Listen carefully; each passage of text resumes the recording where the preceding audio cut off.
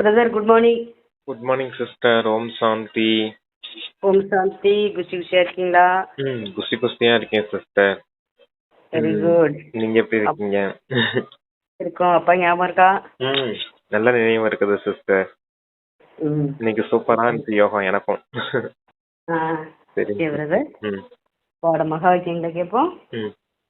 29/3/2025 காலை முரளி பாப்தாதா மதுபன்.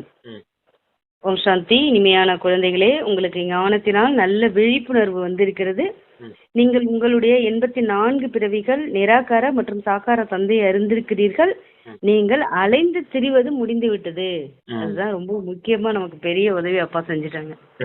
ஆமா, உங்களுக்கு ஞானத்தால நல்ல விழிப்புணர்வு வந்திருக்குது.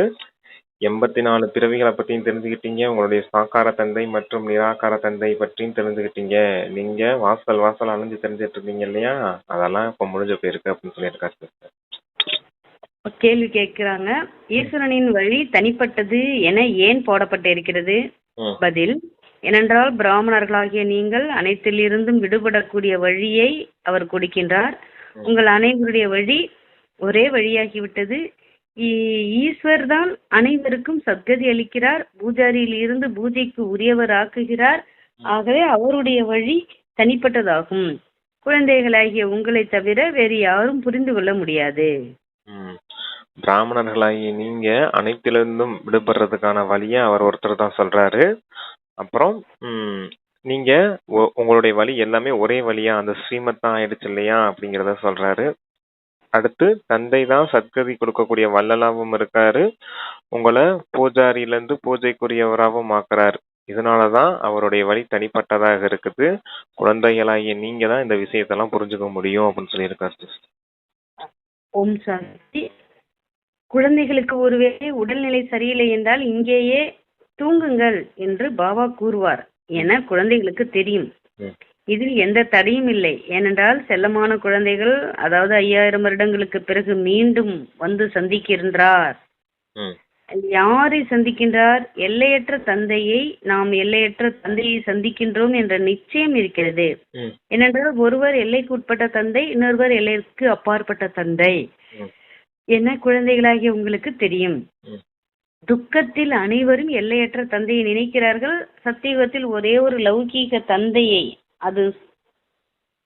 நினைக்கிறார்கள். ஏனென்றால் அது சுகதாமமாகும். இந்த உலகத்தில் பிறப்பு கொடுத்தவருக்கு லௌகீக தந்தை என கூறப்படுகிறது.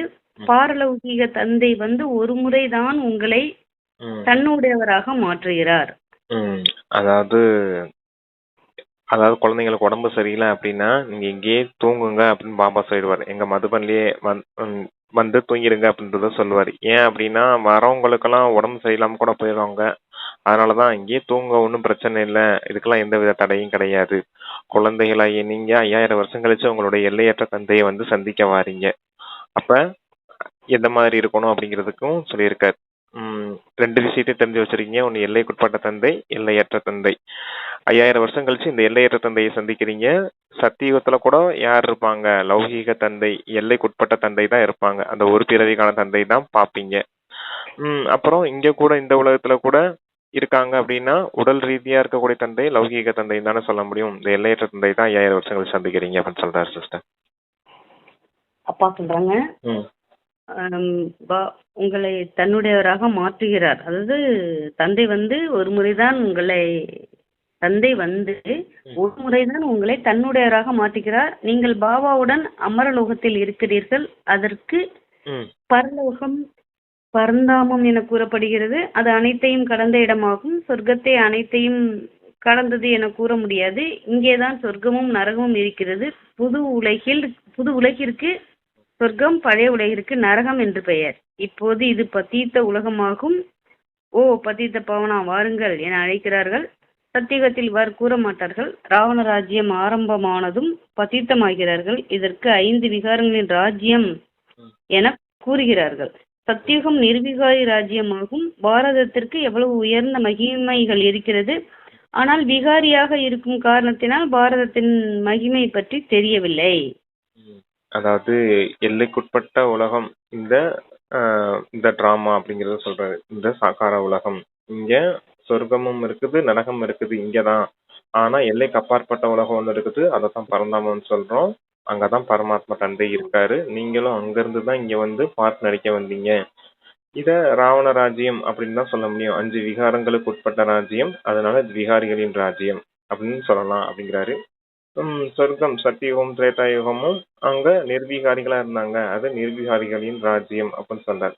அங்க இருக்கும்போது சுகமா இருந்தீங்க, அதனால அது சுகதாமம். இங்க ராவணனுக்கு வசமாகி 5 விகாரங்களுக்கு வசமாகி விகாரிகளான இது துக்கதாமம் அப்படிங்கறத சொல்றாரு. ஒன்னு சாந்திதாமம், இன்னொன்னு சுகதாமம், இன்னொன்னு துக்கதாமம் அப்படின்னு சொல்லியிருக்காரு சிஸ்டர். ராவண ராஜ்யம் ராமராஜ்யம் அப்படின்னு இந்த சொர்க்க நரகத்தை சொல்றாரு. சரி வாசம். அப்பா சொல்றாங்க, அப்போது இந்த லட்சுமி நாராயணர் ஆட்சி செய்தனர். ம் பாரதம் சம்பூர்ண நிர்விகாரியாக இருந்தது. அப்போது இந்த லட்சுமி நாராயணன் ஆட்சி செய்தனர். இப்போது இந்த ராஜ்யம் இல்லை. அந்த ராஜ்யம் எங்கே சென்றது? இது கல்புத்தி உடையவர்களுக்கு தெரிவது இல்லை. மற்ற அனைவரும் அவரவர் தர்ம ஸ்தாபகர்களை அறிந்திருக்கிறார்கள். ஒரே ஒரு பாரதவாசிகள் தனது தர்மத்தையும் அறியவில்லை, தர்ம ஸ்தாபகர்களையும் அறியவில்லை. மற்ற தர்மத்தினர் தனது தர்மத்தை அறிந்திருக்கிறார்கள், ஆனால் அவர்கள் மீண்டும் எப்போது ஸ்தாபனை செய்ய வருவார்கள் என்பதை அறியவில்லை. சீக்கியர்களுக்கு கூட நம்முடைய சீக்கிய தர்மம் முதலில் இல்லை என தெரியவில்லை. குருநானக் வந்து நிறுவினார் என்றால் சுகதாமத்தில் இருக்க முடியாது. குருநானக் வந்து ஸ்தாபனை செய்கிறார், ஏனென்றால் உலகத்தின் வரலாறு புவியியல் திரும்ப நடக்கிறது. முதலில் கிறிஸ்தவ தர்மம் கூட கிடையாது, பிறகு ஸ்தாபனையாகிறது. முதலில் புது உலகம் இருந்தது, ஒரு தர்மம் இருந்தது. பாரதவாசிகளாக நீங்கள் மட்டும்தான் இருந்தீர்கள், ஒரு தர்மம் தான் இருந்தது. பிறகு நீங்கள் 84 பிறவிகளை எடுத்து எடுத்து தேவதையாக இருந்தோம் என்பதை மறந்து விட்டீர்கள். நாமே மீண்டும் 84 பிறவிகளை எடுக்கின்றோம். நீங்கள் உங்களுடைய பிறவிகளை பற்றி அறியவில்லை, நானே தெரிவிக்கிறேன் என பாபா கூறுகிறார். அதாவது நீங்க தான் ஆதிசனாதன தேவி தேவதா தர்மத்துல இருந்தீங்க. உங்களுடைய தர்மம் ஒரே தர்மமா தான் இருந்துச்சு. 84 பிறவிகள் எடுத்து எடுத்து நீங்க எல்லா விஷயத்தையும் மறந்துட்டீங்க அப்படிங்கறத சொல்றாரு. இந்த கிறிஸ்தவ தர்மம், இஸ்லாமிய தர்மம் இது எல்லாமே துவாபர யுகத்துல வந்ததுதான். அவங்களுக்குலாம் அந்த தர்ம பிதாக்கள் யாருங்கிறது தெரிஞ்சிருக்குது. ஆனா உங்களுக்கு தான் தர்ம பிதா யாருன்னே தெரியல அப்படிங்கறத சொல்றாரு. இந்து சாஸ்திரம் கூட இருக்குதுன்னா கூட அந்த ஹிந்து சாஸ்திர தர்மத்துக்கு கூட யாரு அந்த தர்ம பிதா அப்படிங்கிறது விஷயமே தெரியாம தான் இருக்கீங்க அப்படிங்கறத சொல்றாரு. சத்தியுகம்ன்றது அது லட்சுமி நாராயணன் ராஜ்யம் அப்படிங்கறத சொல்லியிருக்காரு. அங்க சொர்க்கத்துல அவங்க மகாராஜா மகாராணிகளா இருந்து எஜமானர்களா இருந்து ஆட்சி செய்தாங்க அப்படிங்கறதையும் சொல்லியிருக்காரு. Okay sister. அவங்க ஆட்சி செய்தாங்கன்னு ஏன் அப்படி சொல்றீங்க? நாம் தேவதையாக இருந்தோம் என்பதை மறந்து விட்டீர்கள். நாமே மீண்டும் 84 பிறவிகளை அடிக்கிறோம் என்பதை உங்களுடைய பிறவிகளை பற்றி அறிய நானே வந்து தெரிவிக்கிறேன் என பாபா கூறுகிறார். அரைக்கல்பம் ராமராஜ்யம் இருந்தது, பிறகு ராவண ராஜ்யம் ஆரம்பமாகிவிட்டது. முதலில் சூரிய வம்சம் இருந்தது, பிறகு சந்திர வம்சத்தில் ராமராஜ்யம் இருந்தது. சூரிய வம்சத்தில் லட்சுமி நாராயணன் ராஜ்யம் இருந்தது. யார் சூரிய வம்சத்தின் லட்சுமி நாராயணனாக இருந்தனரோ அவர்களே 84 பிறவிகள் எடுத்து இப்போது ராவணனின் வம்சமாக மாறி இருக்கின்றனர். முன்பு புண்ணிய ஆத்மாக்களின் வம்சம் இருந்தது, இப்போது பாவ ஆத்மாக்களின் வம்சமாக ஆகிவிட்டது. 84 பிறவிகள் எடுக்கின்றனர், அவர்களே 84 லட்சம் என கூறுகின்றனர். இப்போது 84 லட்சம் என்பதை யார் சிந்திப்பார்கள்? ஆகவே யாரும் சிந்திப்பது இல்லை. ஓகே சொல்றேன் சிஸ்டர். அதாவது சூரிய வம்சம் சந்திர வம்சம் அப்படின்னு சொல்றாரு. ஒன்னு சத்தியுகம், இன்னொன்னு திரேதாயுகம். சத்தியுகத்தை சூரிய வம்சம்னு திரேதாயுகத்தை சந்திர வம்சம்னு சொல்றாரு. அவர்தானே சிஸ்டர் சொன்னாரு, வேற ஒன்னும் சொல்லலையே இதுல. லட்சுமி நாராயணன் அதான் ரெண்டையும் டிஃப்ரெண்டா சொல்றாரு. அது சொர்க்கமா இருந்துச்சு, அது புண்ணியாத்மாக்களின் உலகம். இது நரகமா இருக்குது, அதனால இது பாவாத்மாக்களின் உலகம் அப்படின்னு சொல்ல முடியும் அப்படின்னு சொல்லியிருக்காரு. அவ்வளவுதான் சொல்றாங்க. இப்போது நீங்கள் பாபா முன்பு அமர்ந்திருக்கிறீர்கள். நிராகார தந்தை மற்றும் சாக்கார தந்தை இருவருமே பாரதத்தில் பிரசித்தமானவர்கள் என்பதை பாபா உங்களுக்கு புரிய வைக்கிறார். பாடுகிறார்கள், ஆனால் பாபாவை தெரிந்து கொள்ளவில்லை. அறியாமை தூக்கத்தில் தூங்கிக் கொண்டிருக்கிறார்கள். ஞானத்தினால் விழிப்புணர்வு ஏற்படுகிறது. வெளிச்சத்தில் மனிதர்கள் மோதிக்கொள்வது இல்லை, இருளில் தான் விழுகின்றனர். பாரதவாசிகள் அதாவது பிரம்மாவின் இரவு பிரம்மாவின் பகல்னு சொல்லுவார் இல்லையா? அதான் சொர்க்கத்துல இருக்கும்போது யாரும் அடிச்சுக்கிட்டது இல்ல, வெளிச்சத்துல இருக்கும்போது நல்லாதான் இருக்காங்க. இந்த இருள் நேரம், இந்த பிரம்மாவின் இரவு நேரம் வரும்போது, இந்த நரகத்துக்குள்ள வரும்போது தான் சண்டையிட்டு இருக்காங்க அப்படின்னு சொல்றாரு.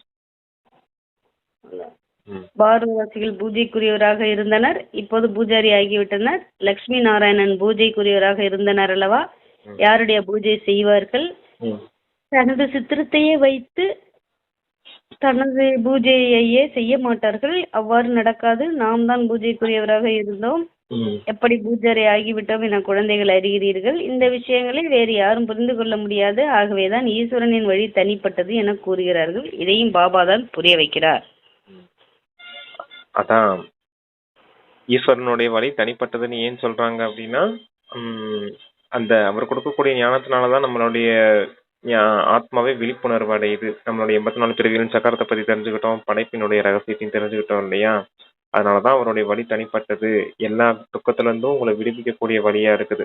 மற்ற வழிகள் எல்லாமே என்னவாயிடுச்சு, நமக்கு துக்கத்துல கொண்டுட்டு போற வழியாவும் கீழான நிலையை இறங்கிட்டு வர்றதுக்கான வழியும் ஆயிடுச்சு. தந்தை கொடுக்கக்கூடிய வழியினாலதான் நம்ம சத்கதி அடையிறோம். அதனாலதான் அவரை சத்கதி கொடுக்கக்கூடிய வள்ளல் அப்படின்லாம் சொல்றாங்க அப்படின்றது சொல்றாரு சிஸ்டர். ஓகேவா? இப்போது பாபா இந்த முழு உலகத்தில் இருந்தும் தனிப்பட்ட வழியை கொடுத்திருக்கிறார் என குழந்தைகள் அறிகிறீர்கள். உலகம் முழுவதிலும் பல வழிகள் இருக்கின்றன. இங்கே பிராமணர்களாகிய உங்களுடையது ஒரு வழியே. ஈஸ்வரனுடைய வழியும் கதியும் தனி கதி. கதி என்றால் சத்கதி. சத்கதியை அளிக்கும் வள்ளல் ஒரு தந்தை தான். அனைவருக்கும் சத்கதி வழங்கும் வள்ளல் ராமர் என பாடுகிறார்கள். ஆனால் யாரை ராமர் என கூறுகிறோம் என தெரியவில்லை. எங்கே பார்த்தாலும் ராமரே ராமர் இருக்கிறார் என கூறுகிறார்கள். இதற்கு அறியாமை இருள் என்று பெயர். இருளில் துக்கம் இருக்கிறது, வெளிச்சத்தில் சுகம் இருக்கிறது. இருளில் தான் அழைக்கிறார்கள் அல்லவா? வழிபடுகிறார்கள் என்றால் பாபாவை அழைக்கிறார்கள் அல்லவா? யாசிக்கிறார்கள் அல்லவா? தேவதைகளின் கோவிலுக்கு செல்லுதல் யாசிப்பது போல் அல்லவா? சத்தியுகத்தில் யாசிக்க வேண்டிய அவசியம் இல்லை. யாசிப்பவர்களுக்கு ஒன்றும் இல்லாத ஏழை என்று யாசிப்பவர்களுக்கு ஒன்றுமில்லாத ஏழை என்று கூறப்படுகிறது. சத்தியுகத்தில் நீங்கள் எவ்வளவு பணக்காரர்களாக இருந்தீர்கள், அவர்களுக்கு செல்வந்தர்கள் என்று பெயர். பாரதம் இப்போது ஏழையாகிவிட்டது. இதையும் யாரும் புரிந்து கொள்ளவில்லை. கல்பத்தின் ஆயுளை தவறுதலாக எழுதியதால் மனிதர்களின் தலை திரும்பிவிட்டது. பாபா மிகவும் அன்போடு புரிய வைக்கின்றார். போன கல்பத்தில் கூட குழந்தைகளுக்கு புரிய வைத்தார். பத்தித்த பவுனர் சொல்றீங்களா? அதாவது ஈஸ்வரனுக்கா அப்படின்னு அந்த அவருடைய வழியும் அவருடைய கதியும் அவருக்கு மட்டுமே தெரியும் அப்படிங்கிறத பக்தி மார்க்கத்திலே சொல்லி வச்சிருக்காங்க. அதத்தான் சொல்றாரு. அப்ப இங்கேயும் அவர் கொடுக்கக்கூடிய வழி அவருக்கு மட்டுமே தெரியும். அதனாலதான் அந்த வழியை குழந்தைகளாகி உங்களுக்கு சொல்லிக்கிட்டு இருக்கேன் அப்படின்னு சொல்றாரு. அடுத்து அந்த அடுத்து என்ன சிஸ்டர் சொன்னாரு? ராமநாமம் பத்தி சொன்னாரு. ராமர் ராமர் என பாடுகிறார்கள். ஆனா ராமர் யாரு, உண்மையான ராமர் என்ன யாருன்னு தெரியாம சொல்லிட்டு இருக்காங்க அப்படின்னாரு. பார்த்தாலும் ராமரே ராமர் இருக்கிறார் என கூறுகிறார்கள். அறியாமை இருள் என்று பெயர். அதான் சர்வ வியாபின்னு சொல்லிட்டாங்க இல்லையா? அதான் ராமர் ராமர்னு சொல்றாங்க. அதான் அறியாமையில இருந்துட்டு சொல்றாங்க. தேகதாரிய ராமர்னு சொல்றாங்க. ஆனா ராமரையும் அப்படி சொல்லிக்கிறாங்க, சிவனையும் சர்வ வியாபின்னு சொல்லிட்டாங்க. அதான் கடவுள் எங்கும் நிறைந்தவர் அப்படின்றது மாதிரி சொல்லிட்டாங்க. அதான் அஞ்ஞானத்தின் இருள்ல போயிட்டாங்க அப்படின்னு சொல்றாரு. ஓகே, யாரை உண்மையா ராமர்னு கூறுகிறோம் அப்படின்னு உங்களுக்கு வந்து தெரியவில்லை. சிவராமன் அப்படிங்கறத பாபா நமக்கு இப்ப புரிய வைக்கிறாரு. ஆமா,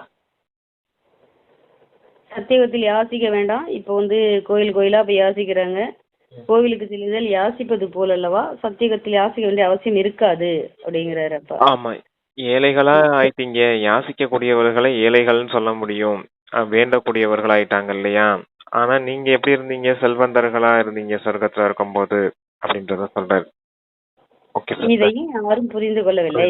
கல்பத்தின் ஆயுளை தவறுதலாக எழுதியதால் மனிதர்களின் தலை திரும்பி விட்டது. பாபா மிகவும் இப்ப வந்து அன்போடு நமக்கு புரிய வைக்கிறார். போன கல்பத்தி கூட 84 லட்சம்னு எழுதி வச்சுட்டாங்க. அதான் தப்பா போயிடுச்சு. 84 லட்சம்னு எழுதி வச்சிருந்தாங்கன்னா எப்படி சிந்திக்க முடியும்? இப்ப நம்ம 84 பிறவிங்கிறப்ப டக்கு டக்குன்னு சிந்திச்சிடுறோம். சத்தியம், திரேதாயம், துவாபரயுகம் இத்தனை பிறவி எடுத்திருக்கோம் அப்படின்னு. அவங்களால 84 லட்சம் பிறவினா எத்தனை பிறவி நம்ம சிந்திக்கிறது அப்படிங்கறது மாதிரி ஆயிடும் இல்லையா? அதான் தலை திரும்பிருச்சு அப்படின்னு சொல்றாரு.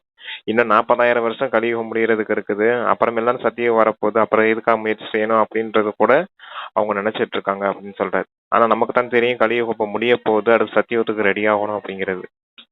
ஓகே சிஸ்டர், அதான் சொல்றாரு. அப்பா சொல்றாங்க, பத்தித்த பவுனர் தந்தையாக என்னை நினைத்தால் நீங்கள் தூய்மையாகி விடுவீர்கள். எப்படி பத்தித்தமாகி இருக்கிறீர்கள்? விகாரங்களின் துரு படிந்திருக்கிறது. அனைத்து மனிதர்களுக்குள்ளும் துரு படிந்திருக்கிறது. இப்போது இந்த துருவை எப்படி நீக்குவது? என்னை நினையுங்கள், தேக உணர்வை விட்டு ஆத்ம உணர்வுடையவராக ஆகுங்கள். தன்னை ஆத்மா என உணருங்கள். முதலில் நீங்கள் ஆத்மா, பிறகு சரீரத்தை எடுக்கிறீர்கள். ஆத்மா அழிவற்றது, சரீரம் மரணத்தை அடைகிறது. சத்தியுகத்திற்கு அமர்லோகம் என்று பெயர், கலியுகத்திற்கு மரணலோகம் என்று பெயர். முதலில் அமர்லோகம் இருந்தது, பிறகு எப்படி மரணலோகமாக மாறியது என்பது உலகத்தில் யாருக்கும் தெரியவில்லை. அமரலோகம் என்றால் அகால மரணம் கிடையாது, அங்கே நீண்ட ஆயுள் இருக்கிறது. அது பரிசுத்தமான உலகமாகும். ஆத்மாக்களுக்குள்ள இப்ப துரு நிறைஞ்ச போயிருக்குது. அப்ப அந்த துருவெல்லாம் நீங்கணும் அப்படின்னா உங்களை ஆத்மான்னு உணர்ந்து பரமாத்மா தந்தையை நினைவு செய்ய, நினைவுனாலதான் தூய்மையாக்கப்படும். தேக உணர்வை வெற்றுங்க அப்படின்னு சொல்றார். சத்தியுகத்தை அமரலோகம்னு சொல்ல முடியும், இந்த உலகத்தை மரணலோகம்னு சொல்ல முடியும். ஏன் அப்படி சொல்றாங்கன்னா, இங்க திடீர் மரணம் எல்லாம் ஏற்படும்.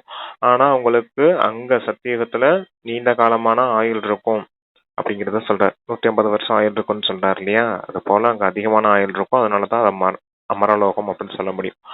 அங்க ஆத்மா உணர்வுலயே இருப்பாங்க. சரீரத்தை விட்டுட்டு அடுத்த சரீரம் எடுக்கிறாங்க, அடுத்த பிறவிக்கு போறாங்கனாலுமே அவங்களுக்கு எந்தவித கஷ்டமும் இருக்காது. ஏன்னா நம்ம ஆத்மா தானே, அழிவற்றவர்கள், சரீரத்தை தான் மாத்தி மாத்தி எடுப்போம் அப்படிங்கிறது மாதிரி அவங்களுக்கு அனுபவம் ஆகும் அப்படின்றத சொல்றாரு சிஸ்டர். ஏன்னா ஒரு ட்ரெஸ்ஸை கழட்டி போட்டுட்டு போற மாதிரி தான், இன்னைக்கு ஒரு ட்ரெஸ்ஸை கழட்டிட்டு நாளைக்கு வேற ட்ரெஸ் போட்டுக்கிறோம் இல்லையா? அது போலதான் அவங்களுக்கு 150 வருஷம் அவங்க ஆத்மா 150 வருஷம் ஒரு வாழ்க்கையை வாழ்ந்துட்டுனா அடுத்த பிறவிக்கு போகும்போது கூட அவங்களுக்கு அந்த மாதிரி உணர்வு தான் இருக்கும் அப்படின்னு சொல்றாரு.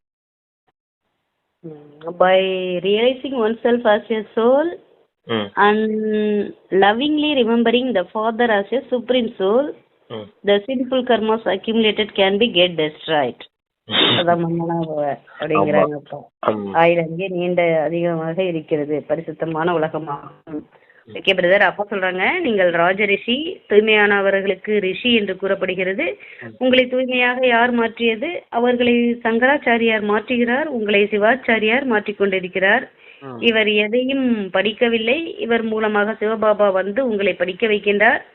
சங்கராச்சாரியார் கர்ப்பத்தின் மூலமாக பிறவி எடுத்தார். யாரும் மேலிருந்து அவதாரம் எடுக்கவில்லை. பாபா இவருக்குள் பிரவேசம் செய்கிறார், வருகிறார், போகிறார், அதிபதியாக இருக்கிறார். யாருக்குள் வேண்டுமோ அவருக்குள் செல்ல முடியும். யாருக்காவது நன்மை செய்வதற்காக நான் நுழைகிறேன் என பாபா புரிய வைக்கிறார். பத்தீத்த உடலில்தான் வருகிறேன் அல்லவா, பலருக்கும் நன்மை செய்கிறேன். மாயா ஒன்றும் சாதாரணமானது அல்ல, குழந்தைகளுக்கு புரிய வைத்திருக்கிறார். ஒரு சில நேரங்களில் தியானத்தில் மாயை நுழைந்து தவறுதலாக பேச வைக்கிறது. ஆஹா, அப்பா இன்னைக்கு மனசை கரெக்டா கண்டுபிடிச்சிட்டாங்க உலகத்துக்கு. இன்னைக்கு இடையில மாயா கொஞ்சம் பேசிடுச்சு. மாயா பேசத்தான் செய்யும். இது வேற விஷயத்த சொல்றாரு. அப்ப அந்த காட்சி தியானத்தை பத்தி சொல்லிட்டு இருக்காரு. சரி, ஓகே. இப்ப சொல்லிடலாம். ராஜரிஷி அப்படின்னு சொல்லியிருக்காங்க. நீங்க எல்லாம் ராஜரிஷின், நீங்க எல்லாம் எல்லாருமே ராஜரிஷிகள் தான் அப்படிங்கறத சொல்றாரு. ராஜரிஷிகள்னா தூய்மையா இருப்பாங்க. உங்களை தூய்மையாக்குறது யாரு அப்படிங்கறத கேக்குறாரு. சன்னியாசிகளை தூய்மையாக்குறது அந்த சங்கராச்சாரியர் அப்படின்னு சொல்றாரு. ஆனா உங்களை தூய்மையாக்கக்கூடியவர் இப்ப யாரு? சிவாச்சாரியார் அப்படின்னு சொல்றாரு.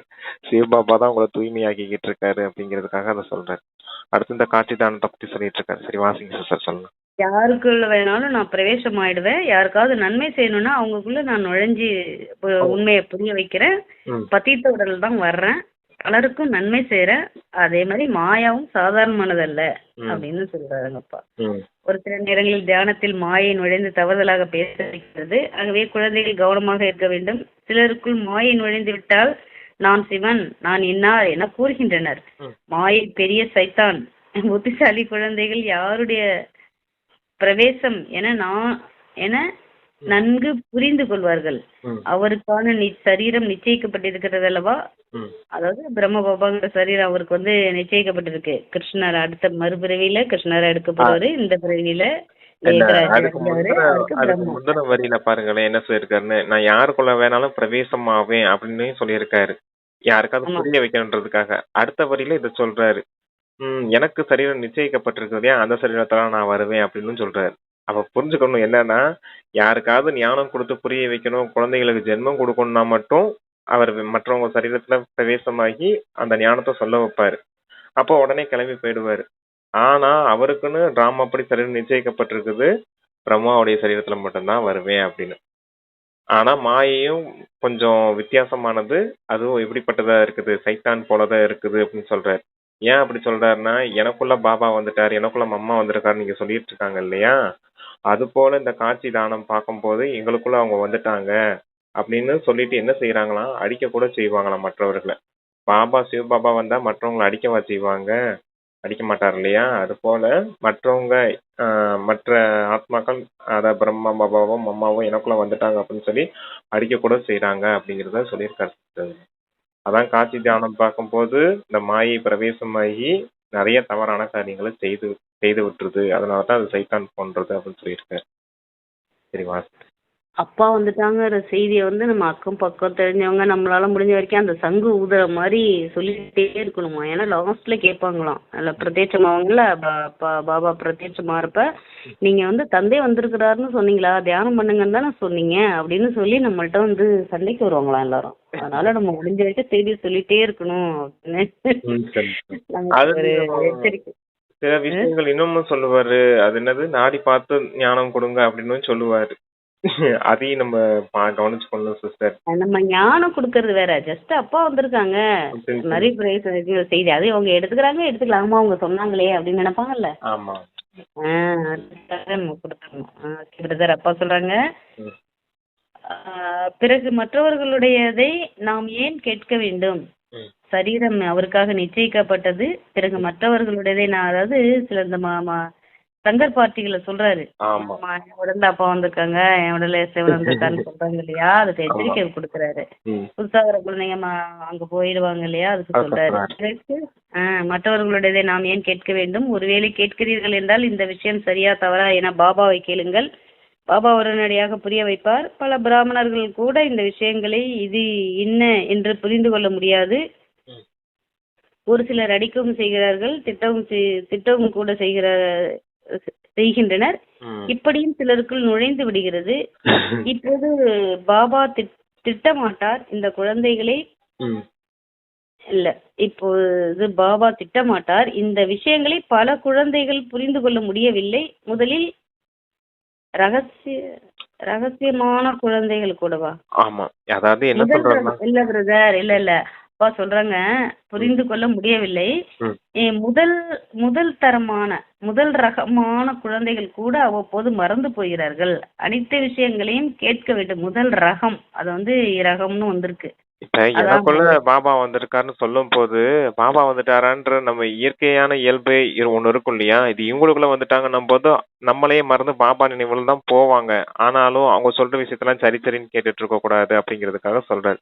அதான் எது கேட்டாலும் பாபா கிட்ட ஆலோசனை கேட்கணும் அப்படிங்கறத சொல்லியிருக்காரு சிஸ்டர். அடிக்கிறாங்க, திட்டுறாங்க அப்படின்னா சிவபாபா வந்து பிரம்மா உடல பேசும்போது அடிக்கவா செய்வார், திட்டவா செய்வார் அப்படிங்கிற அந்த யோசனை கூட அவங்களுக்கு வரதில்லை அப்படிங்கிறத சொல்றாரு. மற்றவர்களுக்குள்ள அந்த மாயை பிரவேசமாகி அந்த திட்ட வச்சிருந்தா அடிக்க வைக்குது, அதை கூட சரி சரின்னு ஏத்துக்கிறாங்க அப்படிங்கறது மாதிரி சொல்றாரு சிஸ்டர். சொல்றாங்க, ஏனென்றால் பலருக்குள் மாயை பிரவேசமாகிறது. பிறகு தியானத்தில் சென்று என்னென்ன பேசிக் கொண்டு இருக்கிறார்கள், இதில் மிகவும் கவனமாக இருக்க வேண்டும். பாபாவிற்கு முழுமையாக செய்திகளை கொடுக்க வேண்டும். இவருக்குள் மம்மா வந்திருக்கிறார், இவருக்குள் பாபா வந்திருக்கிறார் என்பது போன்ற விஷயங்களை விட்டுவிட்டு பாபாவின் ஒரே கட்டளை, அவரை மட்டும் நினையுங்கள், அப்பாவையும் சிருஷ்டி சக்கரத்தையும் நினையுங்கள். படைக்கக்கூடிய மற்றும் படைப்பினுடைய நினைப்பவர்களின் முகம்தான் எப்போதும் மகிழ்ச்சியாக இருக்கும். நிறைய பேர் நினைப்பதே இல்லை. கர்மபந்தனம் நிறைய இருக்கிறது. எல்லையற்ற தந்தை கிடைத்து விட்டார், அவர் என்னை நினையுங்கள் என கூறுகிறார். பிறகு ஏன் அவரை நினைக்க கூடாது என விவேகம் கூறுகிறது. எதுவாக இருந்தாலும் தந்தையை கேளுங்கள். கர்மயோகம் கூட இப்போது இருக்கிறது அல்லவா என பாபா புரிய வைக்கிறார். கர்மாதித்த நிலையை அடைந்து விட்டால் நீங்கள் எப்போதும் மகிழ்ச்சியாக இருப்பீர்கள். படைப்பவர் மற்றும் படைப்பினுடைய விஷயத்த நீங்க சிந்தனை செய்யும் போதுதான் மகிழ்ச்சியா இருப்பீங்க. இப்ப நீங்க கர்ம போகத்துல இருந்து, கர்ம பந்தனத்துல இருந்து விடுபடணும் அப்படின்னாலும் நீங்க தந்தையை நினைவு செய்துதான் ஆகணும். அதனால நீங்க தந்தையை நினைவு செய்துதானே ஆகணும் அப்படின்னா இந்த விவேகம் கூட சொல்லுது, புத்தி கூட சொல்லுது, நீங்க நினைவு செய்யலாம் இல்லையா அப்படின்றது மாதிரி கேக்குது அப்படிங்கறத சொல்றாரு. அடுத்து என்ன சிஸ்டர் சொன்னாரு? எல்லையற்ற தந்தை கிடைத்து விட்டார், அவர் என்னை நினைவு செய்யுங்கள் என்று கூறுகிறார். நிறைய பேர் நினைப்பதே இல்லை. விவேகம் என்ன சொல்லுது? எதுவாக இருந்தாலும் தந்தையை கேளுங்கள். கர்ம போகம் சொன்னாரு. சக்கரத்தை நினைக்க சொன்னாரு, அப்பாவை நினைக்க சொன்னாரு. அப்பாவை நினையுங்கள், சிருஷ்டி சக்கரத்தை நினையுங்கள் அப்படின்னு சொல்லி சொன்னாரு. இவருக்குள் பாபா வந்திருக்கிறார் என்பது போன்ற விஷயங்களை விட்டுவிட்டு பாபாவின் ஒரே கட்டளை அவரை நினைவு செய்யுங்கள்னு சொன்னாரு. Okay sister. வேற என்ன சொன்னாரு? அவ்வளவுதான் sister. மானியத்தில் இல்ல இல்ல என்ன sister?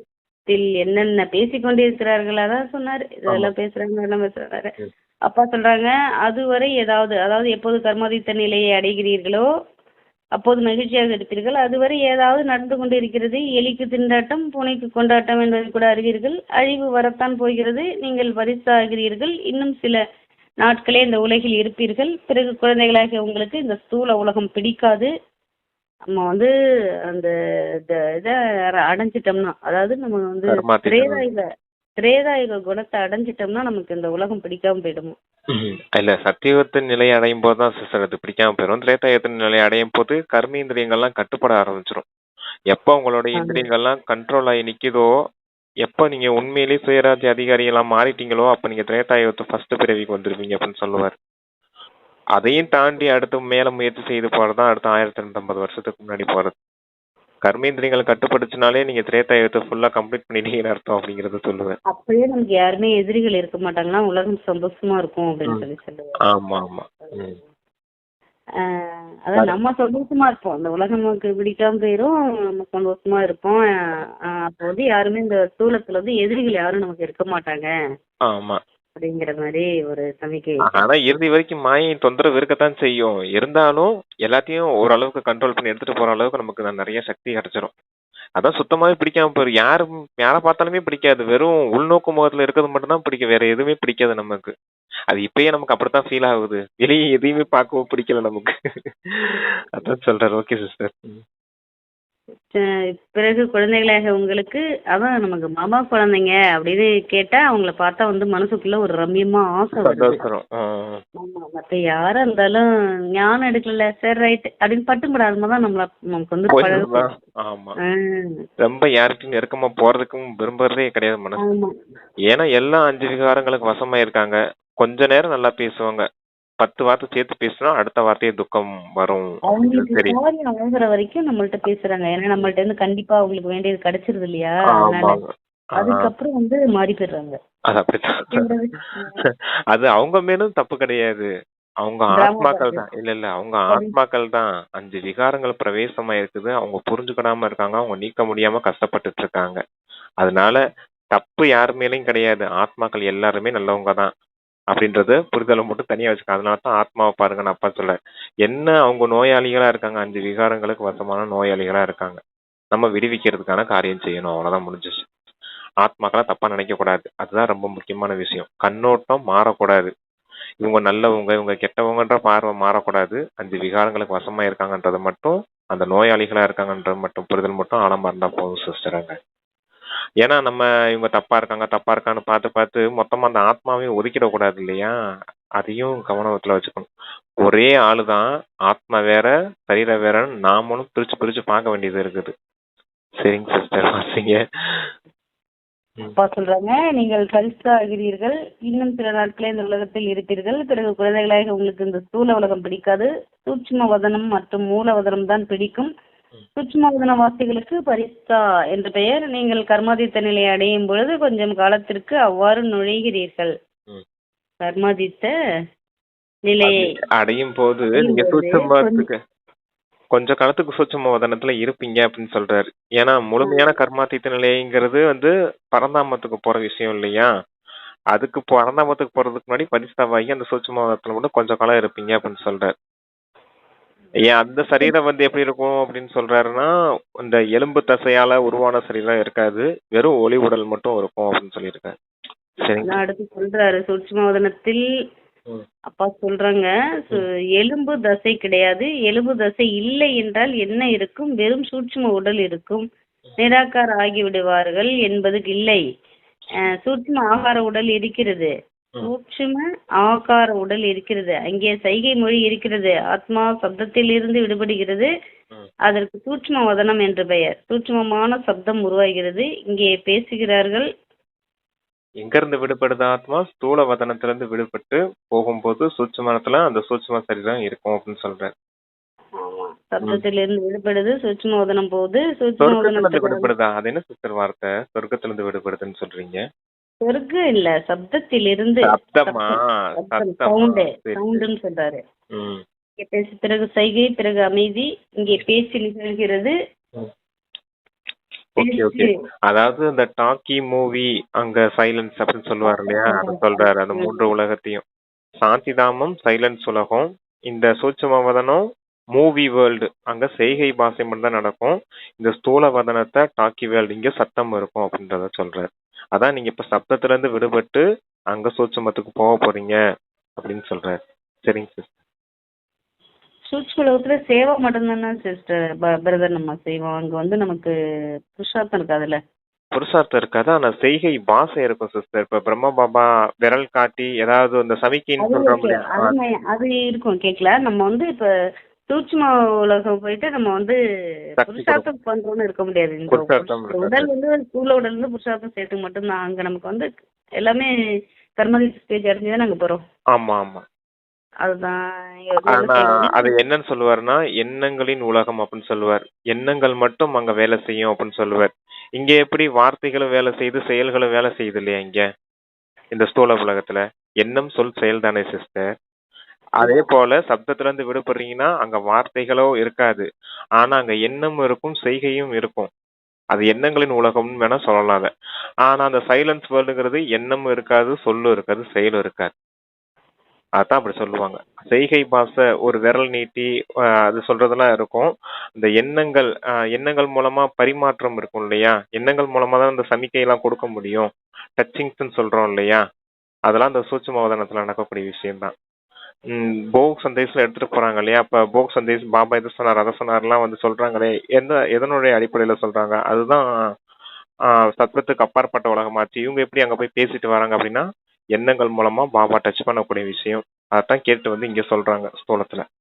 அதான் அதனால அது எண்ணங்களின் உலகம்னு வச்சுக்கலாம் சிஸ்டர். சரி வாசிங்க. சொல்றத இங்கே பேசுகிறார்கள், பிறகு சைகை, பிறகு அமைதி. முன்னே சொல்றாரு. சாக்கார ஆக்கார நிராகாரம் சொல்லிட்டாரு. பிறகு பேச்சு நிகழ்கிறது. இங்கே ஏற்கனவே நிச்சயிக்கப்பட்ட நாடகத்தின் பாகமாகும். அங்கே அமைதி இருக்கிறது. அதுவோ சைகை, இதுவோ பேச்சின் உலகமாகும். இந்த 3 லோகங்களையும் நினைக்கக்கூடியவர்கள் ஒரு சிலரே இருப்பார்கள். குழந்தைகளே, தண்டனையிலிருந்து தப்பிப்பதற்காக குறைந்ததிலும் குறைந்தது 8 மணி நேரம் கர்மா யோகி ஆகி கர்மம் செய்யுங்கள்.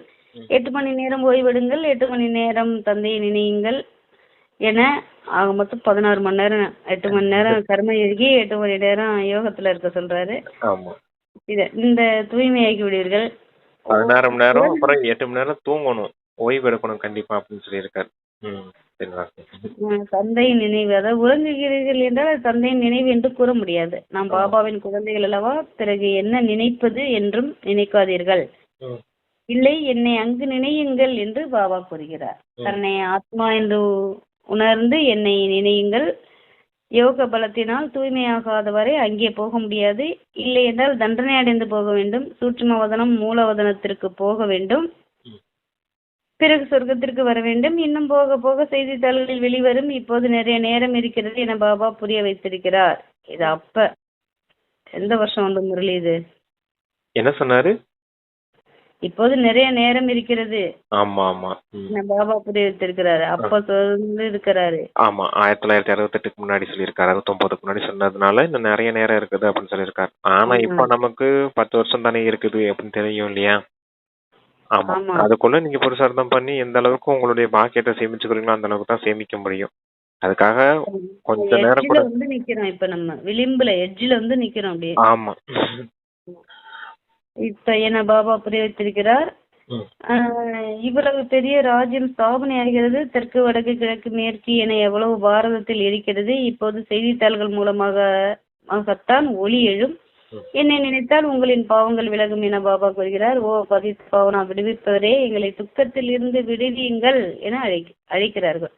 நாடகத்தின்படி உலகம் அழிய வேண்டும் என குழந்தைகள் புரிந்து கொள்கிறார்கள். இந்த சண்டைக்கு பிறகு அமைதி மயமாகிவிடும், சுகதாமம் ஆகிவிடும், அனைத்தும் உள்ளுக்குள் போய்விடும். உள்ளுக்குள் போயிடும். சத்தியுகத்தில் ஒரு தர்மம் தான் இருக்கிறது. அதாவது உள்ளுக்குள் போயிடும், கடலுக்குள் போயிடுங்கிறாரு. ஆமா, எல்லாம் உள்ளுக்குள்ள போயிடும். சொர்க்கத்தின் மட்டும் அங்க ஸ்தாபனையாய் நிற்கும். இந்த பழைய உலகம் அது குறைவான இடம் மட்டும் தானே இருக்கும் அப்படிங்கிறதுக்காக சொல்றாரு. இங்க பாரத சொல்றாரு, இங்க வடக்கு மேற்கு தெற்கு வடக்குன்னு எவ்வளவு தூரத்துக்கு விரிஞ்சு கிடக்குது, இவ்வளவு பெரிய பாரதமா இருக்காது, சின்னதா தான் இருக்கும் அப்படிங்கிறதுக்காக சொல்றாரு. மற்றதெல்லாம் உள்ள போயிடும், சொர்க்கம் சின்ன இடமா தான் இருக்கும். அதுவும் எங்க இருக்கும்னு சொல்றாரு, யமுனை நதி கரை ஓரம். அந்த அளவுக்கு தான், கொஞ்சம் தான் இடம் இருக்கும் உங்க சொர்க்கத்துல, 9 லட்சம் பேர் வாழ்றதுக்கு அப்படின்னு சொல்றாரு. Okay sister. அப்பா சொல்றாங்க, கலியுகத்தில் பல தர்மங்கள் இருக்கின்றன. இதை யார் வேண்டுமானாலும் புரிந்து கொள்ளலாம். முதலில் ஆதிசநாதன தேவி தேவதா தர்மம் இருந்தது. சூரிய வம்சம் இருந்தபோது சந்திர வம்சம் இல்லை. பிறகு சந்திர வம்சம் தோன்றுகிறது. பிறகு இந்த தேவி தேவதா தர்மம் மறைந்து விடுகிறது. பிறகு மற்ற தர்மத்தினர் வருகிறார்கள். அவர்களுடைய அமைப்பு வளர்ச்சி அடையும் வரை தெரிவதில்லை. இப்போது குழந்தைகளாக நீங்கள் சிருஷ்டியின் முதலிடை கடையை புரிந்து கொள்கிறீர்கள். ஏணிப்படியில் பாரதவாசிகளை மட்டும் ஏன் காண்பித்துள்ளீர்கள் என உங்களை கேட்பார்கள். இந்த விளையாட்டு பாரதத்தில் தான் என கூறுங்கள். ஆமா, மற்ற சக்கரத்துல அப்பா வராங்க. ஆமா, ஏன் இந்த ஏணிப்படி சித்திரத்துல மட்டும் நம்மளுடைய நினைவு சின்னம் வச்சிருக்காங்க அப்படின்னா, நாம தானே அந்த 16 கல்ல இருந்து 14 வந்தோம், 14ல இருந்து 8 வந்தோம், 8ல இருந்து 4 வந்தோம் அப்படிங்கறத அதுலதான் சொல்லி புரிய வைக்க முடியும். மற்ற தர்மத்தினர் 16 கலைகள் உடையவர்களை யாரும் ஆகலை இல்லையா? அதனாலதான் உங்களை துவாபர யுகத்துல இருந்து காட்டுறதுக்கு தான் அவங்கள காட்ட முடியாது அந்த ஏணிப்படி சித்திரத்துல அப்படின்னு சொல்றாரு. அவங்க மற்ற தர்மத்தினரை காட்டணும் அப்படின்னா அந்த கல்ப விருட்ச அந்த சித்திரத்துல காட்ட முடியும். இல்லாட்டினா சிருஷ்டி சக்கரம் இருக்குது இல்லையா, அந்த சக்கரத்துல இந்த தர்மத்தினர் இந்த துவாபர யுகத்துல வந்திருக்காங்க அப்படின்னு வேணா காட்ட முடியும். ஆனா ஏணிப்படி சித்திரத்துல நம்ம எப்படி இறங்கி வந்தோன்றது நம்மள மட்டுமே வச்சு சொல்ல முடியும் அப்படிங்கிறதுக்காக சொல்றேன். அந்த விளையாட்டு பாரதத்தில் தான் என கூறுங்கள். அப்பா சொல்றாங்க, அரைகல்பம் அவர்களுடைய பாட்டு. பிறகு துவாபர கலியுகத்தில் மற்ற தர்மங்கள் அனைத்தும் வருகின்றன. நாடக சக்கரத்தில் இந்த ஞானம் இருக்கிறது. நாடக சக்கரம் மிக மிக நன்றாக இருக்கிறது. சத்தியுகம் திரேதா உயர்ந்த உலகம், துவாபர கலியுகம் கீழான உலகம். இப்போது நீங்கள் சங்கமத்தில் இருக்கிறீர்கள். இது ஞான விஷயங்களாகும். இந்த 4 யுகங்களின் சக்கரம் எப்படி சுழல்கிறது என யாருக்கும் தெரியவில்லை. சத்தியுகத்தில் இந்த லட்சுமி நாராயணன் ராஜ்யம் இருந்தது. சத்தியுகத்திற்கு பிறகு திரேதா வரும், திரேதாவிற்கு பிறகு துவாபர கலியுகம் வரும் என இவர்களுக்கு தெரியவில்லை. இங்கே கூட மனிதர்களுக்கு எதுவும் தெரியவில்லை. ஆனால் கூறுகிறார்கள் சக்கரம் எப்படி சொல்லுகிறது என்பது யாருக்கும் தெரியவில்லை. ஆகவே முழு கீதையின் மீதும் கவனம் வையுங்கள் என பாபா புரிய வைக்கிறார். உண்மையான கீதையை கேட்பதால் சொர்க்கவாசி ஆகிறார்கள். இங்கே சிவத்தந்தையே கூறுகிறார், அங்கே மனிதர்கள் படிக்கிறார்கள். அனைவருக்கும் முன் இந்த கீதையை கூட முதலில் நீங்கள் படிக்கிறீர்கள். பக்தியில் கூட முதலில் நீங்கள் சொல்கிறீர்கள் அல்லவா? இல்ல, நீங்கள் செல்கிறீர்கள். பக்தியில செல்கிறீர்கள், நீங்கள் செல்கிறீர்கள் அல்லவா? சிவனின் பூஜாரியாக முதலில் நீங்கள் ஆகிறீர்கள். நீங்கள் முதலில் தூய்மையான ஒரு சிவபாபாவின் பூஜை செய்ய வேண்டி இருக்கிறது. சோம்நாத் கோவிலை கட்ட வேறு யாருக்கும் சக்தி கிடையாது. போதில் எத்தனை விதமான விஷயங்களை எழுதலாம். அதாவது சத்தியுகம், திரேதாயுகம், துவாபர கலியுகம், இந்த 4 யுகம் இருக்குது. சங்கம் யுகம். அப்ப இங்க நமக்கு ஞானம் கொடுக்க நேரத்தை சொல்றாரு. அப்ப இந்த சத்தியுகம் திரேதாயுகம் மேலான உலகமா இருக்குது, இந்த துவாபர கலியுகம் கீழான உலகமா இருக்குது. இந்த கீழான உலகத்துல இருந்து இப்ப மேலான உலகத்துக்கு பிறகுதான் தந்தை ஞானம் கொடுத்துட்டு இருக்காரு. இதைத்தான் தந்தை சொல்றாரு உண்மையான கீதையின் விஷயம் அப்படின்னு. இந்த உண்மையான கீதையை பத்தி மற்ற யாருக்குமே தெரியாது. இந்த சிருஷ்டி சக்கரம் இப்படி சுத்தி வருதுன்றதும் யாருக்கும் தெரியாது அப்படிங்கறத சொல்லியிருக்காரு. அப்புறம் போர்டுல கூட நீங்க எந்தெந்த நல்ல நல்ல விஷயங்கள்லாம் எழுதலாம் இல்லையா அப்படிங்கறதையும் சொல்லியிருக்காரு. சரி வாசி. கீதையை கேட்பதால் உண்மையான கண்டத்திற்கு அதிபதி ஆகலாம் என்று எழுதலாம் அப்படின்னு அப்பா சொல்றாங்க. நான் உண்மையான கீதையை கேட்டு சொர்க்கவாசி எழுதலாம். அந்த போர்டுல என்ன எழுதலாம்? கீதையின் கண்டத்திற்கு, கீதையை இந்த உண்மையான பாரதவாசிகள் உண்மையான கீதையை கேட்பதால் உண்மையான கண்டத்திற்கு அதிபதியாகலாம் என்று கூட எழுதலாம். ஓகே ஓகே, உண்மையான கீதையை கேட்கறதுனால உண்மையான கண்டத்திற்கு அதிபதி ஆகலாம் அப்படின்னு போர்டுல எழுதணும்.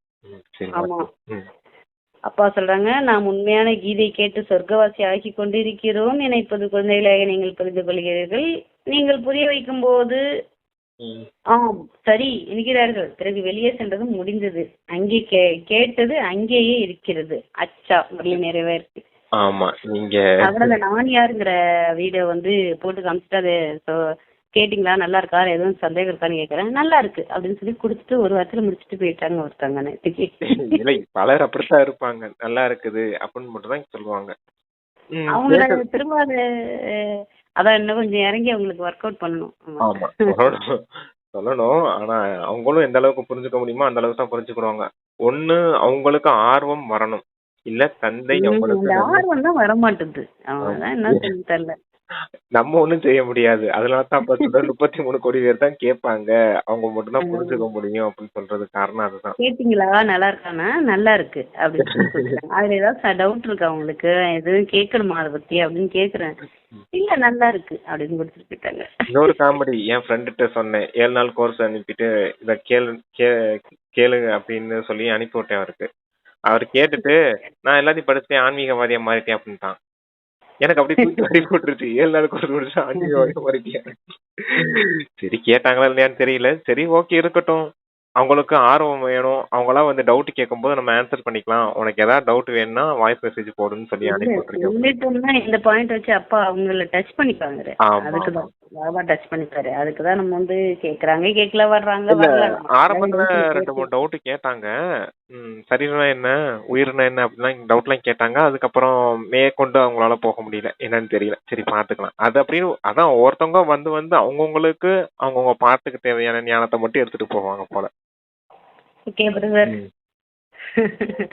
அதான் வாசிக்கிட்டுமா? வாசிங்க சிஸ்டர். இனிமேலும் இனிமையான காணாமல் போய் கண்டெடுக்கப்பட்ட செல்லமான குழந்தைகளுக்கு தாயின் தந்தையும் ஆகிய பாப்தாதாவின் அன்பு நிலைகள் மற்றும் காலை வணக்கம். ஆன்மீக குழந்தைகளுக்கு ஆன்மீக தந்தையின் நமஸ்தே நமஸ்தே. தாரணைக்கான 2 பாயிண்ட்ஸ் அப்பா சொல்லியிருக்காங்க. படைப்பவர் மற்றும் படைப்பின் ஞானத்தை நினைத்து சதா மகிழ்ச்சியாக இருக்க வேண்டும். நினைவு யாத்திரையினால் தான் பழைய கர்ம பந்தனங்களை அழித்து கர்மாதித்த நிலையை அடைய வேண்டும். படைப்பவர் மற்றும் படைப்பினுடைய ஞானத்தை தெரிஞ்சுக்கிறதுனால தான் மகிழ்ச்சியாக இருக்க முடியும். நினைவு யாத்திரையின் மூலமா தான் இங்க கர்ம பந்தனத்திலிருந்து விடுபட்டு கர்மாதித்த நிலையை அடைய முடியும் அப்படின்னு சொல்லியிருக்காங்க. 2வது பாயிண்ட் தாரணையை சொல்லியிருக்காங்க அப்பா. காட்சி தியானம் போன்றவைகளில் மாயை நிறைய நுழைகிறது. ஆகவே கவனமாக இருக்க வேண்டும். பாபாவிற்கு செய்திகளை கூறி ஆலோசனை பெற வேண்டும். எந்த தவறும் செய்யக்கூடாது. காட்சி தானத்தினால மாயை தியானத்துக்குள்ள மாயை நிறைய பிரவேசமாகுது. எந்தவித டவுட்னாலும் பாபா கிட்ட ஆலோசனை கேட்கணும். தந்தை அதுக்கான தீர்வு கொடுப்பேன் அப்படிங்கறத சொல்லியிருக்காரு. Okay sister. எந்த வித தவறும் செய்திடக்கூடாது. ஆமா எந்த தவறும் செய்யக்கூடாது. அப்பா வரதானம் கொடுக்குறாங்க. தன்னுடைய சுபபவனை மூலமாக பலமற்ற ஆத்மாக்களுக்குள் பலத்தை நிறைக்கக்கூடிய சதா சத்கதி சக்தி ஸ்வரூபம் சதா சக்தி ஸ்வரூபம் ஆகுக. இங்க கொஞ்சம் வந்து அந்த பார்டர் லைன் வரல பிரதர். அதுல போய் மாட்டிக்கிச்சு. அது அப்படித்தான் இருக்கும் அதுல. சரி வாசிங்க. தன்னுடைய சுபபாவனை மூலமாக பலமற்ற ஆத்மாக்களுக்குள் பலத்தை நிறைக்கக்கூடிய சக்தி சொரூபம் ஆகுக. சேவாதாரி குழந்தைகளுடைய விசேஷ சேவையே சுயம் சக்தி சொரூபமாக இருப்பது மற்றும் அனைவரின் சக்தி சொரூபம் ஆக்குவது. அதாவது பலமற்ற ஆத்மாக்களுக்குள் பலத்தை நிறைப்பது என்பது ஆகும். இதற்காக சதா சுபபாவனை மற்றும் சிரேஷ்ட விருப்பத்தின் சுரூபம் ஆகுங்கள். யார் மீதாவது பாவனை வைத்து அவர்களுடைய மனதிற்கு பிடித்தமானவராக ஆகிவிடுவது என்பது சுபபாவனையின் அர்த்தமல்ல. இந்த தவறை செய்யக்கூடாது. சுபபாவனையும் கூட எல்லையற்றதாக இருக்க வேண்டும். ஒருவருக்காக விசேஷமான பாவனை வைப்பது கூட நஷ்டமில்லை. விசேஷமான பாவனை வைப்பது கூட நஷ்டம் விளைவிப்பதாகும். ஆகையினால் எல்லையற்ற நிலையில் நிலைத்திருந்து பலமற்ற ஆத்மாக்களை தனக்கு கிடைத்துள்ள சக்திகளின் ஆதாரத்தினால் சக்தி சொரூபம் ஆக்குங்கள். சேவாதாரிகளின் வேலையே என்ன? சுயம் தாங்கள் சக்தி சொரூபமா இருக்கணும், மற்றவர்களையும் சக்தி சொரூபமா ஆக்கணும் அப்படிங்கிறது தான். அப்ப அது எப்படி நீங்க சக்தி சொரூபமாயி மற்றவங்க சக்தி சொரூபமா ஆக்குறது அப்படின்னா சுபபாவனை மற்றும் சுப விருப்பங்கள் நிறைந்தவர்களா ஆகணும். சிரேஷ்ட விருப்பங்கள் அதாவது உயர்ந்த விருப்பங்கள் உடையவர்களா ஆகணும். இதன் மூலமா தான் நீங்களும் சக்திசாலியா இருக்க முடியும், மற்றவர்களையும் சக்திசாலியா ஆக்க முடியும் அப்படின்னு சொல்லியிருக்காரு. ஒருத்தர் மீது குறிப்பிட்டு சுபபாவனை வச்சு அவங்களுடைய மனசுக்கு நீங்க பிடிச்சவங்களா ஆகுறீங்க பார்த்தீங்க இல்லையா, அது கரெக்டான சுபபாவனை கிடையாது. இது நஷ்டத்தை விளைவிக்கும் அப்படின்னு சொல்றாரு. அப்ப உங்களுடைய சுபபாவனை கூட எப்படி இருக்கணும்? எல்லையற்றதா இருக்கணும். இந்த ஆத்மாவுக்கும் நன்மை ஏற்படட்டும் அப்படின்னு அந்த ஆத்மா மீது தான் கவனம் இருக்கணும். இல்ல முழு உலகத்துல இருக்கக்கூடிய எல்லாருக்குமே நன்மை ஏற்படட்டும், தந்தையின் ஆஸ்தி எல்லா ஆத்மாக்களுக்கும் கிடைக்கட்டும், எல்லாருக்கும் முக்தி, ஜீவன் முக்தி கிடைக்கட்டும் அப்படின்னு எல்லையற்ற நிலையில இருக்கணும். அதைத்தான் உண்மையான சுப பாவனைன்னு சொல்ல முடியும் அப்படின்னு சொல்லியிருக்காரு. அதுக்காக நீங்க உங்களுக்கு கிடைச்ச சக்தி என்ன இருக்குது தந்தை மூலமா, தந்தை கிட்ட இருந்து உங்களுக்கு என்ன கிடைச்சிருக்கு? தூய்மையின் சக்தி, சுகத்தின் சக்தி, அமைதியின் சக்தி, மகிழ்ச்சி எல்லாம் கிடைச்சிருக்கு இல்லையா? அன்பு, அமைதி எல்லாம் கிடைச்சிருக்கு இல்லையா? அது எல்லாத்தையுமே சக்திகளா நிரப்பி மற்றவர்களுக்கும் நிரப்புங்க. நீங்க நிரம்பியவர்களா இருக்கீங்க தந்தை கிட்ட வந்ததுனால. உங்ககிட்ட இருக்க சக்தியும் மற்றவர்களுக்கு கொடுத்து மற்றவர்களையும் நிறைங்க அப்படின்னு சொல்லியிருக்க. அதுக்கு எல்லாம் எது ஆதாரமா இருக்குது? அந்த சுப பாவனை இருக்குது. அந்த சுப பாவனை எல்லைக்குட்பட்டதா இருக்கக்கூடாது, எல்லையற்றதா இருக்கணும் அப்படின்னு சொல்லியிருக்காரு. சுபபாவனை அப்படிங்கிறது வந்து இவ்வளவு நாள் வரைக்கும் அந்த ஆத்மா இன்னமும் இப்படியே இந்த பழைய சம்ஸ்காரத்திலேயே பிஹேவ் பண்ணிட்டு இருக்குதே. இது எப்ப அனாதி ஆதி சொரூபத்தை தெரிஞ்சுக்க போகுது, எப்ப தன்னை அறிஞ்சுக்க போகுது, எப்ப அப்பாவை தெரிஞ்சுக்க போகுது, எப்ப ஆசை எடுக்க போகுது, முழு கல்பத்துக்கு வேண்டிய சக்தியை எப்ப எடுக்க போகுது, சீக்கிரமா எடுக்கட்டும் அப்படின்னு நம்ம அவங்கள நினைச்சு பார்த்து நம்மளுடைய இருக்க சக்தி சொரூபத்தினால பார்க்க சொல்றாரு அப்பா அவங்க. ஆமா, இது இரக்க பாவனை அப்படின்னு சொல்லலாத நீங்க சொல்றது. இரக்க பாவனை, சுப பாவனை அப்படின்னு சொல்லுவாங்க இல்லையா? அதான். Okay sister. இரக்க பாவம், சுப பாவனை. கருணை உள்ளம். அவங்கள்ட்ட நம்ம கான்டாக்ட் வச்சுக்கிட்டா தானே நம்ம பிடித்தவர ஆகணும்னு நம்ம நினைக்க போறோம். நம்ம வந்து அவங்கள்ட்ட நம்ம அனுப்பிட்டே இருக்கணும். இல்ல, எல்லைக்குட்பட்டது அப்படின்றது சரீர ரீதியா, எல்லையற்றதுங்கிறது ஆத்ம ரீதியா, அப்படி புரிஞ்சுக்கோங்க. நம்ம அந்த ஆத்மா சீக்கிரம் அப்பாட்ட இருந்து ஆசை எடுக்கட்டும், ஆனா சொரூபத்தை தெரிஞ்சுக்கிட்டும் தன்னை அறிஞ்சுக்கிட்டும் அப்பா அறிஞ்சுக்கிட்டும் நினைச்சிட்டு போனாலே அது வந்து எல்லையற்றது தானே. அப்பா அவ்யக்த சமிக்கை கொடுக்குறாங்க. சத்தியம் மற்றும் பண்பு நிறைந்த கலாச்சாரம். Sorry brother. அப்பா ஸ்லோகன் சொல்றாங்க. அலங்காரமா? அலங்காரம் பிராமண வாழ்க்கையின் சிருங்காரம். சிங்காரம். சிங்காரம் செஞ்சுக்கோங்க அப்படின்னு சொல்றாங்க இல்லையா? மேக்கப் இருக்கு. அலங்காரம் பிராமண வாழ்க்கையின் சிருங்காரம். ஒப்பனை மேக்கப் ஆகும். ஆகையினால் அலங்காரியாகுங்கள், தேக அகங்காரியாக அல்ல. அதாவது அலங்காரி இருக்கணும், தேக அகங்காரியா இருக்க கூடாது. ஆக்காரியா அலங்காரியா இருங்க அப்படின்னு சொல்லுவார். ஆக்காரினா என்னது? பரிஷ்டாவா இருங்க, அலங்காரியா எல்லாம் அலங்கரிச்சுக்கிட்டவங்களா இருங்க அப்படின்னு சொல்லுவார். எப்படி அலங்கரிச்சுக்கிறது? நம்மள ஞான ரத்தினங்களால நம்மளை அலங்கரிச்சுக்கலாம், குணங்களினால நம்மளை அலங்கரிச்சுக்கலாம், சக்திகளினால நம்மளை அலங்கரிச்சுக்கலாம். எதை அலங்கரிப்பீங்க? நம்மளுடைய கர்மேந்திரியங்கள் மற்றும் நம்மளுடைய சூட்சமேந்திரியங்களை அலங்கரிச்சு வைக்கணும். அதத்தான் ஞானம் குணம் சக்தியினால தந்தை உங்களை அலங்காரிக்கிறேன் அப்படின்னு சொல்லுவார். அதான் சிங்காரம் அப்படின்னு சொல்றாரு. மேக்கப். உடலுக்கு மேக்கப் போடும்போது நம்ம என்னென்ன போடுறோம்? கண்ணுக்கு mascara, eyebrow pencil, eyeliner, powder, facial cream, face wash, lipstick எல்லாம் போடுறோம் இல்லையா? ஹேர் டை எல்லாம் போட்டுக்கிறோம் இல்லையா? இது உடலுக்கான மேக்கப். ஆத்மாவுக்கான மேக்கப் என்ன? ஞானம் குணம் சக்தி. இதனால நிரம்பியவர்கள் ஆகுங்க. இதுதான் பிராமண வாழ்க்கையின் இயல்பு அப்படின்னு சொல்றாரு. பிராமண வாழ்க்கையின் சிங்காரம் அலங்காரம் அப்படின்னு சொல்லியிருக்காரு. நீங்க தேகத்தின் அகங்காரத்துல போயிடாதீங்க அப்படின்னு சொல்றாரு. நான் எனது அப்படிங்கிற அந்த எல்லைக்குட்பட்ட விஷயத்துக்குள்ள போயிடாதீங்க. நான் சொல்லிக்கிட்டே இருக்காதீங்க. எல்லாத்துலயும் நான் சொல்லிட்டு இருந்தீங்கன்னா தேக அகங்காரம் தான் வரும் அப்படின்றத சொல்லியிருக்காரு சிஸ்டர். கொடுக்குறாங்க.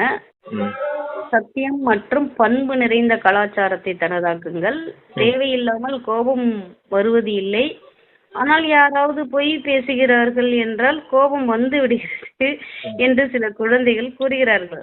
அவர் பொய் பேசினால் தாங்கள் கோபத்துடன் பேசினீர்கள் என்றால் இருவரில் சரியானவர் யார்?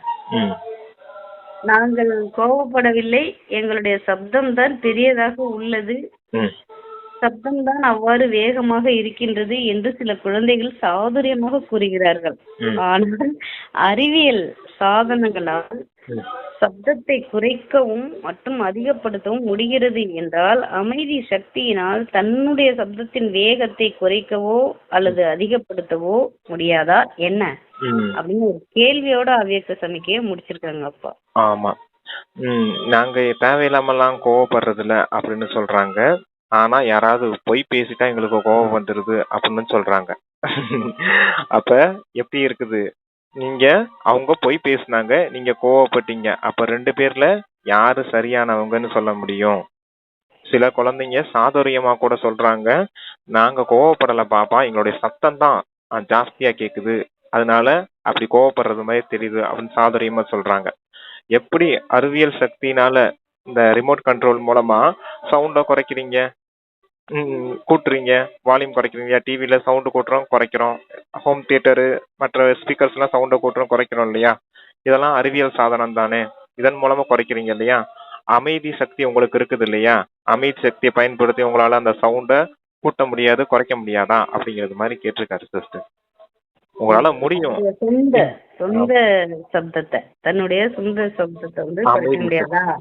அதான் அதான் சைலன்ஸ் சக்தி மற்றும் அந்த சயின்ஸ் சக்தி அதுக்குள்ள டிஃபரன்ஸ் சொல்லியிருக்காரு. அந்த எல்லைக்குட்பட்ட அறிவியலாலே அதை செய்ய முடியுது அப்படின்னா எல்லையற்ற அமைதியினால உங்களால செய்ய முடியாதா அப்படிங்கறத கேட்டிருக்காரு. Okay sister, thank you. இன்னைக்கு நல்லா சிந்திக்கிற மாதிரி இருக்கு. ஸ்லோகன் வந்து அந்த நியூ வேர்ட்ஸ் நிறைய இருக்கு அதுல. அலங்காரி, சிருங்காரி, ஆக்காரியா இருங்க, அலங்காரியா இருங்கன்னு சொல்லுவார். அதெல்லாம் நிறைய அவ்வியத்த வானிலை வரும் சிஸ்டர். அதெல்லாம் சூப்பரா இருக்கும். ஆக்காரியா இருங்க, அலங்காரியா இருங்க. இங்க அங்காள பரமேஸ்வரி கூட அலங்காரி அப்படின்னு தான் சொல்லுவாங்க. அதான் எப்போ அலங்கரிக்கப்பட்டவர்களாவே நீங்க இருங்க அப்படின்னு சொல்றதுதான். அது ஆத்மாவின் அலங்காரத்தை சொல்றாராப்பா, பரிஸ்தாவின் அலங்காரத்தை சொல்றாரு. உடல் ரீதியான அலங்காரம் தான் அந்த தேக அகங்காரம் அப்படின்னு சொல்றது. இந்த நான் எனது அதுக்குள்ள போறது அதுவும் தேக அகங்காரம் தான். உடல் ரீதியான மேக்கப் போட்டுட்டு இது பண்றது கூட தேகத்தின் அகங்காரம் தான் சிஸ்டர். அவரு கொடுக்குற ஞானம் எல்லாமே ஆத்மாவுக்கு மட்டும்தான். ஆமா. வரதானத்துல என்ன சோமானம் இன்னைக்குன்னா சக்தி சொரூபம் தேவாதாரி ஆத்மா. சுபபாவனைனால அந்த சக்தி சொரூபமாகுங்க. அதுவும் எல்லைக்குட்பட்டத சுபபாவனை வைக்க கூடாது, எல்லையற்ற சுபபாவனை இருக்கணும். அதையும் பார்த்துக்கணும். சக்தி சொரூபமான ஆத்மா, சுபபாவனை நிறைந்த சக்தி சொரூபமான ஆத்மா அப்படிங்கிற சோமானத்தை எடுத்துக்கலாம் இன்னைக்கு. Thank you sister. ஓம் சாந்தி. நன்றி. Thanks brother. ஓம் சாந்தி. நன்றி பாப்பா.